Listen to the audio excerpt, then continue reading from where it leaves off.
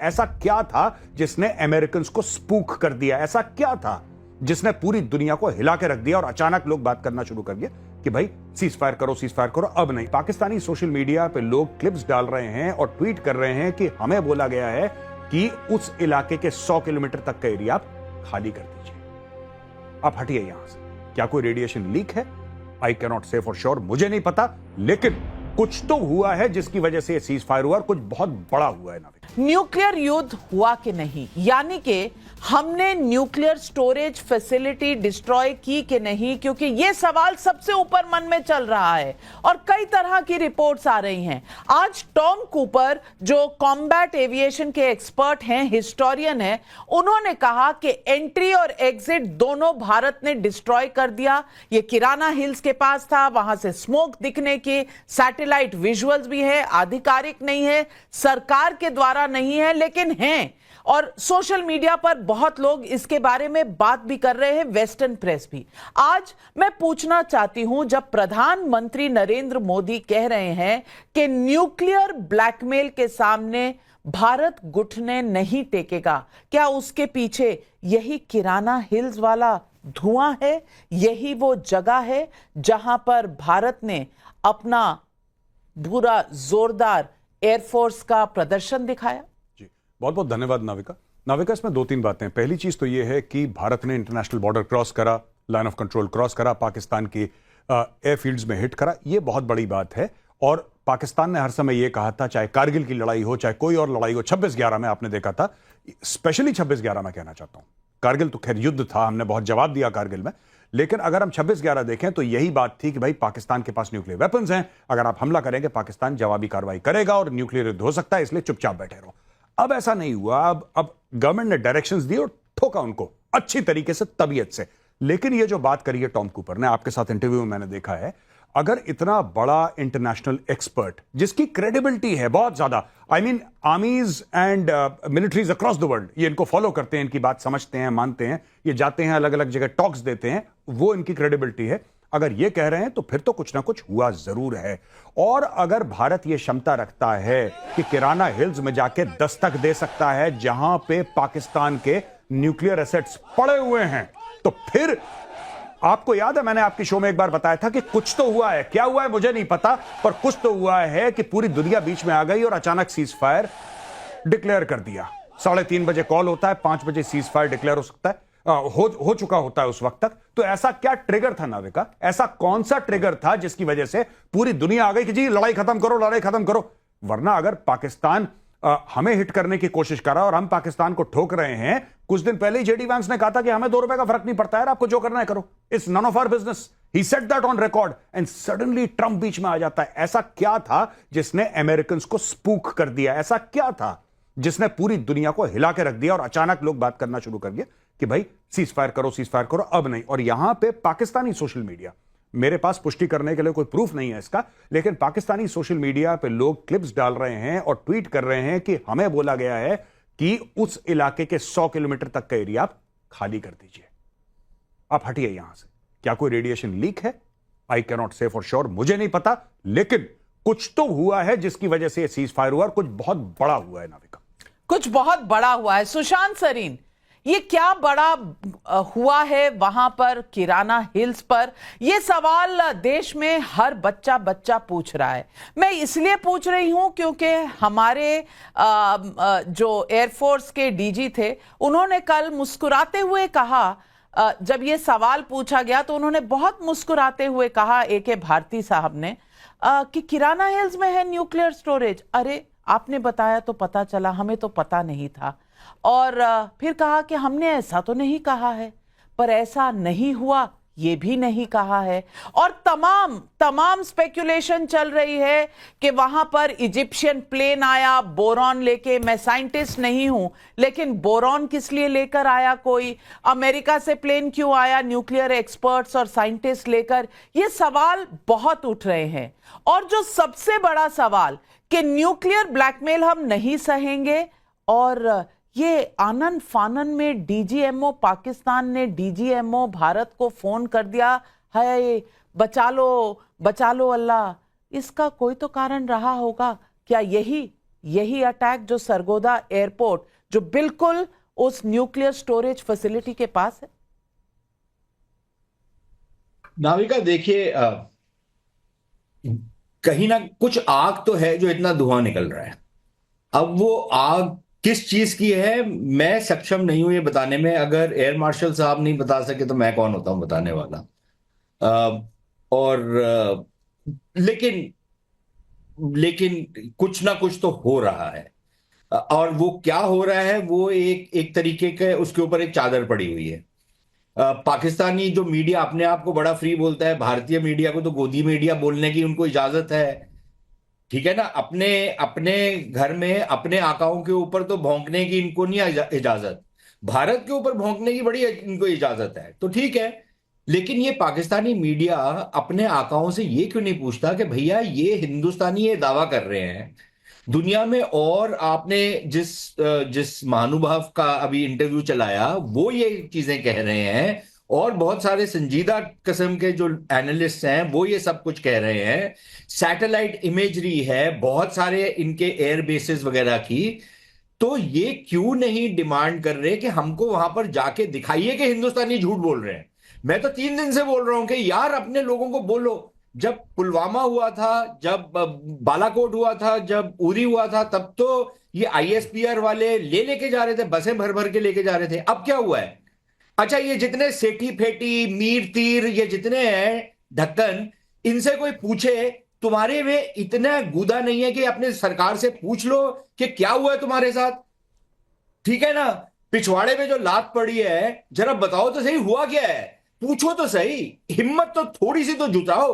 तुम में तो जज्बा जिहाद है ना, तो थोड़ा सा अपना जज्बा अपने फौजियों से पूछ के तो दिखाओ कि क्या हुआ है। जब इनके फौजियों से पूछा जाता है, उनकी शक्लें आपने देखी थी, जब उनसे किराना हिल्स के बारे में एक सवाल पूछा गया था तो उनकी शक्लें आपने देख ली होंगी। ठीक है, तो भाई हो सकता है कि ना हुआ हो कुछ, मैं भी मानता हूं हो सकता है किराना हिल्स में, आई हैव नो आइडिया।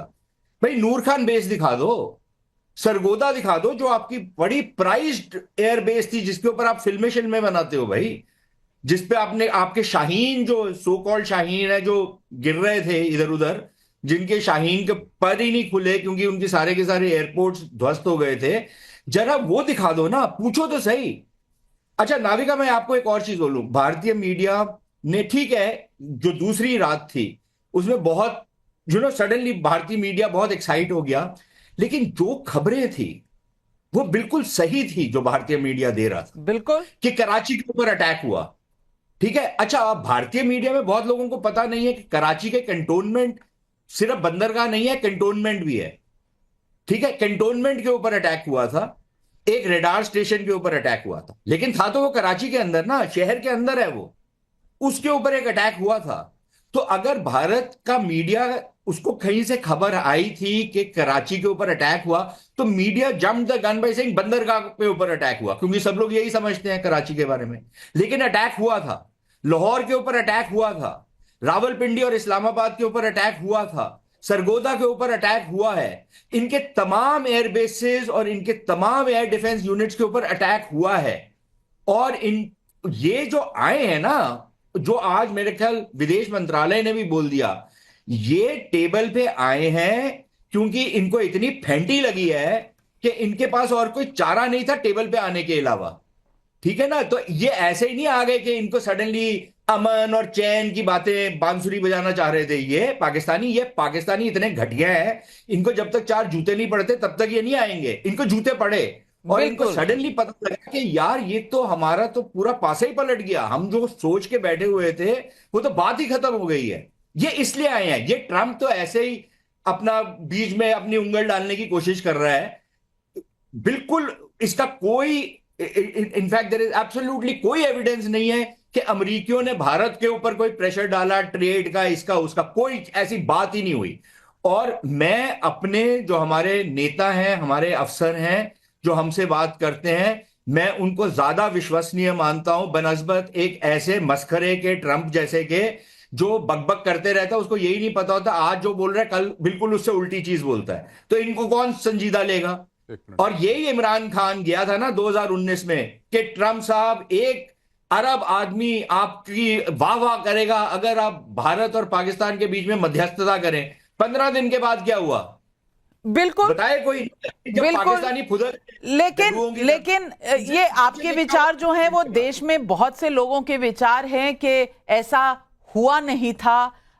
शायद अमेरिका कहीं ना कहीं ज्यादा क्रेडिट ले रहा है। और आज टॉम कूपर उन्होंने भी उस इंटरव्यू में ये कहा कि डीजीएमओ पाकिस्तान ने डीजीएमओ इंडिया को बोला, बात खत्म। उसमें बाकी कौन एक्टर्स थे, कौन अपनी पॉलिटिक्स कहां कर रहा है, उससे हमें कोई लेना देना नहीं। लेकिन फोन डीजीएमओ पाकिस्तान से डीजीएमओ भारत के पास आया, यानी कि पाकिस्तान त्रस्त हो चुका था। और एके भारती जी ने यह भी कहा था, एयर मार्शल एके भारती जी ने, उन्होंने कहा था भय बिन होए ना प्रीत। तो भय हुआ तो ये प्रेम, ये अमन, ये सारे डायलॉग याद आने लगे पाकिस्तान को। लेकिन सुधांशु त्रिवेदी जी, मैं पूछना चाहती हूं दो चीजें। एक, सिंदूर डॉक्ट्रिन एक नया बनकर आ गया है कि अब टेरर और आतंक, स्टेट एक्टर कौन है, आतंकवादी कौन है, इसमें कोई फर्क नहीं किया जाएगा। यह सिंदूर डॉक्ट्रिन एस्टैब्लिश हो गया। न्यूक्लियर ब्लैकमेल से भारत डरने वाला नहीं है, यह भी क्लियर हो गया। लेकिन आज प्रधानमंत्री जो आदमपुर के एयरबेस पर गए हैं, मैसेज क्या था? क्योंकि पाकिस्तानी तो कह रहे थे कि वो एयरबेस डिस्ट्रॉय हो गया है, S-400 डिस्ट्रॉय हो गया है, उन्होंने एयरक्राफ्ट गिरा दिए। MiG-29 भी खड़ा था, S-400 भी था, और एयरबेस पर प्रधानमंत्री ने चलकर भी दिखा दिया पूरी दुनिया को कि एक बाल भी नहीं बांका हुआ, एक कौवा भी नहीं पर मार के गया। तो ये संदेश अगर बाहर की दुनिया को जा सकता है तो यहां विरोधी पार्टियों को क्यों नहीं जा रहा? देखिए, इन दोनों बातों का उत्तर देता हूं। पहले मैं थोड़ा लाइटर नोट पे बात को शुरू करता हूं। अभी सुशांत जी ने भी बहुत तरीके से पाकिस्तान के बारे में कही। तो नाविका जी, मुझे याद आता है 1990 के दशक की एक हिंदी मूवी थी जिसका मुझे नाम नहीं याद आ रहा है, जिसमें शक्ति कपूर बना हुआ जो हर बात पे वो डायलॉग बोलता था, मेरे तन्ने चक्कू है, मेरे तन्ने चक्कू है, सबको धमकाता रहता था। और लास्ट में वो चक्कू होने के बावजूद उसकी कायदे से पिटाई हो गई थी। तो आज ऐसा लगता पाकिस्तान के साथ वही स्थिति हो गई कि वो मेरे तन्ने न्यूक्लियर वेपन है, मेरे तन्ने न्यूक्लियर वेपन है, और उसके बाद भी जाके उनका सब एयरबेस वगैरह सब डिस्ट्रॉय कर दिया गया।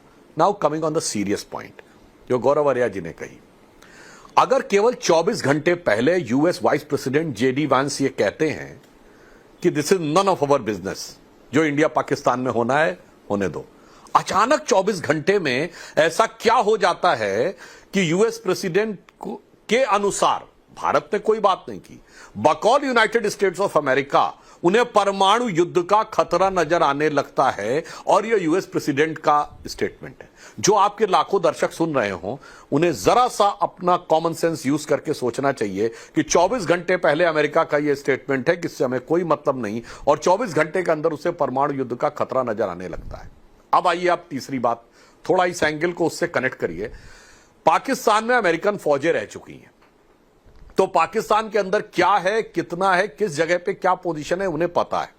आपके दर्शक भूल गए हो तो मैं याद दिला देना चाहता हूं कि जो अफगानिस्तान में एयर रेड्स होती थी, उसके लिए पाकिस्तान के किस एयर बेस से अमेरिकन प्लेन्स टेक ऑफ करते थे? जकोबाबाद।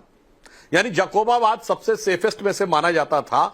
और सरगोदा के बारे में तो अभी हमारे दोनों विशेषज्ञों ने बताया ही, और जो नूर खान एयरबेस है। अब आप यह समझिए कि इसका मतलब मैंने सिर्फ इसलिए बताया कि अगर जकोबाबाद में उन्होंने इतने साल तक फ्लाइंग की है तो उन्हें सब कुछ पता होगा। और देखिए, दोनों विशेषज्ञ यहां बैठे हैं तो उनसे ज्यादा तो मैं नहीं जानता, पर मैं इतना जानता हूं, दर्शकों को भी समझना चाहिए कि जो न्यूक्लियर वेपन्स रखे होते हैं ना, ये लोडेड नहीं रखे रहते हैं। इसमें एक चीज कहीं और रखी रहती, दूसरी चीज किसी दूसरी जगह रखी गई थी। यानी वेपन दूसरी जगह होता है, फ्यूज दूसरी जगह होता है, या डिलीवरी सिस्टम दूसरी जगह होता है। आम भाषा में समझिए कि लोडेड राइफल नहीं रखी रहती है, गोली कहीं और रखी रहती है, राइफल कहीं और रखी रहती है। जब जरूरत हो तो राइफल में लोड करते हैं। ये इसलिए नहीं रखा जाता किसी एक का दिमाग ना खराब हो जाए कि वो बटन दबा दे, जैसे आप कहते हैं ना, लोडेड राइफल लेके चलो, कोई ट्रिगर दबा दे और वहां पे लड़ाई शुरू हो जाए। तो हो सकता है अमेरिका को यह बात पता हो कि कहां पर फ्यूज है, कहां पर वेपन है, कहां पर डिलीवरी सिस्टम है। और अमेरिकन सैटेलाइट्स, इस मामले में तो मानना पड़ेगा कि सैटेलाइट टेक्नोलॉजी में वो तो चाइना से बहुत आगे। वो ऊपर से स्पेस से आपका चेहरा पहचान सकते हैं, आपकी गाड़ी का नंबर पढ़ सकते हैं। तो हो सकता है उन्होंने उन लोकेशंस पर जो वो पहले से जानते थे वहां पर कोई चीज उनको पता लगी हो और तब पाकिस्तानियों ने गुहार लगाई हो, जो प्रधानमंत्री जी ने कहा, और उसके बाद उसने कहा हो कि तुम बात करो। यानी अगर हम नॉर्मल भाषा में कहें कि पाकिस्तान ने कहा दद्दा बचा लो, तो दद्दा ने कहा बचुआ माफी मांग लो। तब उसने फोन किया और टाइमलाइन आप देखिए, 1 बजे के आसपास उन्होंने डीजीएमओ को कांटेक्ट करने का प्रयास किया, 3:35 पे उनकी बात हुई। भारत सरकार ने 4 बजे अनाउंस कर दिया कि 5 बजे प्रेस कॉन्फ्रेंस होगी। 4:45 पे अमेरिका के राष्ट्रपति का ट्वीट आ गया। अब इस टाइमलाइन को देखें तो समझ में आता है। और मोदी जी ने जो करके दिखाया उसे एक लाइन में कहूंगा, एक तो पाकिस्तान को आईना दिखाया, और नाविका जी पाकिस्तान को आईना दिखाने की जरूरत नहीं है।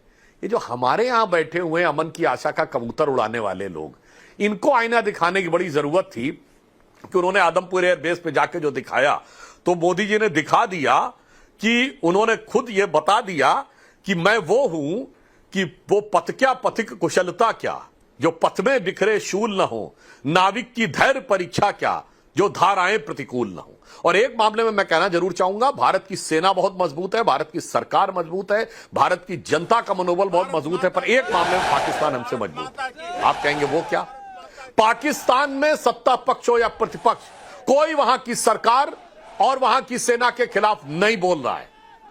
भारत में एक नहीं अनेक नेता बोल रहे हैं, अनेक सोशल मीडिया इन्फ्लुएंसर आए बाएं साएं बोल रहे हैं, उनके लिए जिसका कोई प्रूफ नहीं है वो कर रहे हैं, से नो टू वॉर कर रहे हैं और जाने क्या क्या करने का प्रयास कर रहे हैं। तो मैं कह रहा हूं इस मामले में, और यह दुर्भाग्य रहा है देश का कि मतलब मोहम्मद गोरी के जमाने से भी कोई ना कोई जयचंद बैठा रहता था, जब सिकंदर आता था तो कोई अंभी बैठा रहता था, जब अंग्रेज आते थे तो कोई मीर जाफर बैठा रहता था। तो मैं एक पंक्ति में मैं कहूंगा, किसी का नाम लेके नहीं कह रहा हूं, दर्शक आपके समझ जाएंगे कि कहनी है एक बात मुझे इस देश के पहरेदारों से, संभल के रहना अपने घर में छिपे हुए गद्दारों से।